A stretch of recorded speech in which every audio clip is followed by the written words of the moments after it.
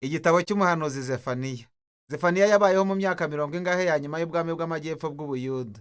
Hari mu gihe umwami Yosiya yageragezaga kuzana impinduramatwara nyayo mu gihugu, kubwo gukuraho ibigirwamana no gusana urusengero rw'Imana imwe rukumbi y'Abisirayeli.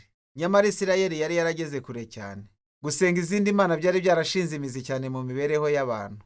Byarangiye nanone ubwibone bwa Yosiya bumuteye gupfa rubaguye ku rugamba, ubwo yari amaze guhanganisha Yerusalemu na Babuloni. Ibyo byose Zakariya yari azi ko bitazabura kuba.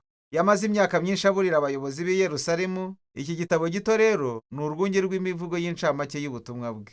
Ruteguwe mu bice bitatu by'ingenzi. Icya mbere kibanda ku munsi w'igihano cy'Uwiteka wari uziye i Buyuda n'i Yerusalemu. Igice cya kabiri kivuga nanone iby'igihano cy'umunsi w'Uwiteka ku mahanga na Yerusalemu. Hanyuma igice cya gatatu gisesengura ibyiringiro bikiriho ku bw'amahanga na Yerusalemu nyuma y'igihano cy'Imana. Igice cya mbere gitangira mu buryo bunyuranyije n'ibivugwa n'itangiriro umutwe wa mbere. Isi nziza kandi itunganye y'Imana igiye kumanuka ihinduka akavuyo, umwijima n'umuvurungano, maze yongere ibe ikidaturwa. Kandi uko ukomeza gusoma, usanga Zefaniya yarakomereje kuri ayo mashusho yose y'ubuvanganzo akomeye, asobanura kurushaho uburyo isi ya Yerusalemu izarangira. Inzego zose zo muri uwo murwa zagenewe gusenga imana z'Abanyakanani zizasenywa. Abayobozi bose bijanditse mu bikorwa byo kurenganya, ibigo by'ubucuruzi byose byakorerwagamo ibikorwa by'ubuhemu bwo kuguriza no kuguza, ibyo byose bizarimburanwa n'inkike z'umurwa. Zefaniya ashimangira ayo mashusho ashaka gusa n'ay'imperuka kugira ngo yerekane uburemere bw'ibyari bigiye kuba. Byose biganisha ku ngabo zikomeye zari zizanywe no kurimbura Yerusalemu. Gusa biratangaje ko Zefaniya atigeze avuga nyir'izo ngabo Imana izakoresha kugira ngo isohoze icyo gihano. Kuri icyo tumenyeshwa n'abandi bahanuzi, Mika na Habakuki, ko ari Babuloni. Ariko Zefaniya ntabwo yigeze agira icyo abivugaho, kandi ni ukubera ko ashaka gushimangira uruhare rw'Imana mu gukomera no kugwa k'uyu murwa. Mu by'ukuri ibyo ni nabyo biha Zefaniya ibyiringiro. Atari uko Yerusalemu yose muri rusange ibasha kwirinda ibyo byago, ariko mu muvugo usoza igice cya mbere ahamagarira buri wese muri Yerusalemu gushaka Uwiteka. Kandi avuga ko aba ari bo bazaba bagize abarokotse bizerwa, abantu bazashobora gukira baramutse bihannye. Mu gice cya kabiri Zefaniya yagura amadarabindi yakongeramo amahanga yari akikije Ubuyuda, Abafilisitiya n'Abamowabu, Abamoni ndetse n'Abashuri. Yose ayashinja kugoreka imanza, urugomo n'ubwibone, kandi agahanura kayo yose nayo azarimburwa na Babuloni. Kandi igitangaje ni uko itsinda ry'abantu riherukira kuvugwa muri iki gice ari Abisirayeli batuye i Yerusalemu.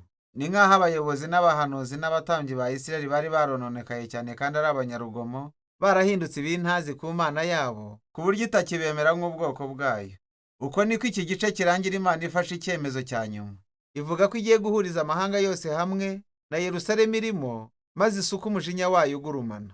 Ubutabera bw'Imana buhinduka umuriro ukongora bugakuraho ububi mu gihugu, kuko mu by'ukuri bukaze. Maze umurongo ukurikiyeho utugeza mu gice cya nyuma cy'igitabo uza nk'utunguranye rwose. Dusanga uwo muriro ugurumana w'igihano cy'Imana utagamije kurimbura abantu, ahubwo intego yawo ni ukweza amahanga na Yerusalemu harimo. Iki gice gitangiraho Imana ivuga ko igiye gukiza no guhindura amahanga yigometse agahinduka umuryango umwe wunze ubumwe, kandi ko nyuma yo gutunganywa bazahindukira bakava mu bibi byabo maze bakambaza izina ry'Uwiteka. Ibyo bigereranyo byerekeza ku isohozwa ry'isezerano Imana yahaye Aburahamu mu itangiriro umutwe wa 12 ry'uko Imana izaha umugisha amahanga ndetse na Yerusalemu. Amagambo asoza iki gitabo yibanda ku guhemburwa k'uwo murwa uri hagati y'amahanga. Ububeho bw'Imana buri muri uwo murwa wongeye kuburwa, hamwe n'abarokotse bizerwa bacishijwe bugufi kandi bagizwe bashya n'imbabazi z'Imana, kandi bahamagariwe kuririmba no kwishima. Hanyuma muri iki kigereranyo gitangaje tubwirwa ko Imana nk'umuririmbyi ishaka kuririmba nayo. Imana yanyu izaba muri mwe kandi izabaririmbira indirimbo z'ibyishimo. Uko niko Zefaniya bivuga. Umuvugo usoza iki gitabo urangiriza kuri ibi bigereranyo bikomeye cyane bivuga ko Imana iteranyiriza mu muryango wayo abaciwe, abakene n'ibisenzegeri, aho izabashyira hejuru mu cyubahiro. Kandi uko niko igitabo gisoza.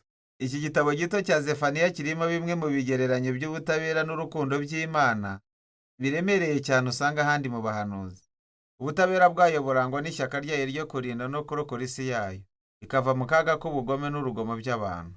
Imana ntizarorera guhana ibibi bikabije by'abantu bakorera bagenzi babo n'isi yayo, ariko izaniye ubwo butabera guhembura no kurema isi, aho abantu bashobora kwishimira umutekano n'amahoro bitewe n'urukundo rwayo. Bityo Zefaniya aduhatira guhuza ibyo bibiri bigize kamere y'Imana. Ibyo ni ubutabera bwayo n'urukundo rwayo, kandi ashaka ko twabibonera hamwe bikubiyemo ibyiringiro by'isi yacu y'igihe kizaza. Kandi ibyo bikaba ari by'igitabo cya Zefaniya kivuga.